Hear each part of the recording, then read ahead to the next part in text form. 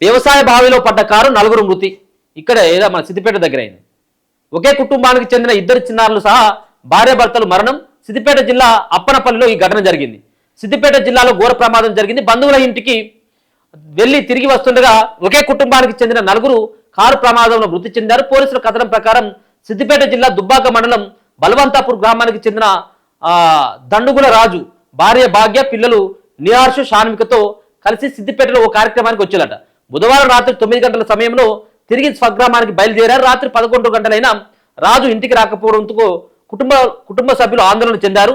వెంటనే పోలీసులకు సమాచారం ఇవ్వగా గాలింపులు చేపట్టారు. అప్పనపల్లి దగ్గర వ్యవసాయ బావిలో కారు పడిన విషయాన్ని గుర్తించినట. వెంటనే పోలీసులు అగ్నిమాపక సిబ్బంది సహాయక చర్యలు చేపట్టి జేసీబీ సాయంతో బావిలో పడిన కారును బయటకు తీసి అప్పటికే అందులో ఉన్న నలుగురు మృతి చెందినట. కారు నిలువున బావిలో పడడంతో వారు బయటకి రావడానికి అవకాశం లేకుండా పోయిందని అధికారులు భావిస్తున్నారు. ఏం జరిగి ఉండొచ్చు మరి?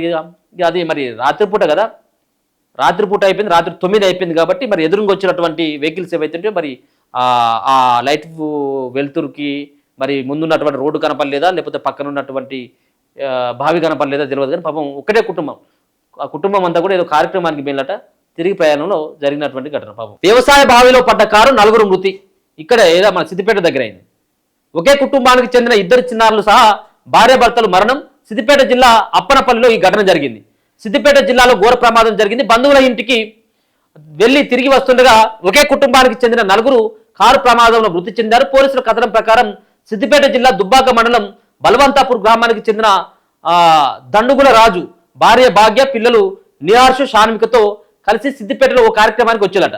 బుధవారం రాత్రి 9 గంటల సమయంలో తిరిగి స్వగ్రామానికి బయలుదేరారు. రాత్రి 11 గంటలైనా రాజు ఇంటికి రాకపోవడంతో కుటుంబ సభ్యులు ఆందోళన చెందారు.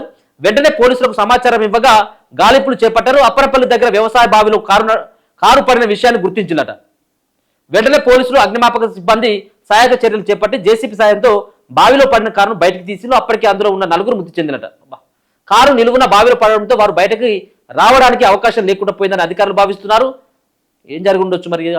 అది మరి రాత్రిపూట కదా, రాత్రిపూట అయిపోయింది, రాత్రి 9 అయిపోయింది కాబట్టి మరి ఎదురుగా వచ్చినటువంటి వెహికల్స్ ఏవైతుంటే మరి ఆ లైట్ వెలుతురుకి మరి ముందున్నటువంటి రోడ్డు కనపడలేదా, లేకపోతే పక్కన ఉన్నటువంటి బావి కనపడలేదా తెలియదు. కానీ పాపం ఒకటే కుటుంబం, ఆ కుటుంబం అంతా కూడా ఏదో కార్యక్రమానికి వెళ్ళట. తిరిగి ప్రయాణంలో జరిగినటువంటి ఘటన. పాపం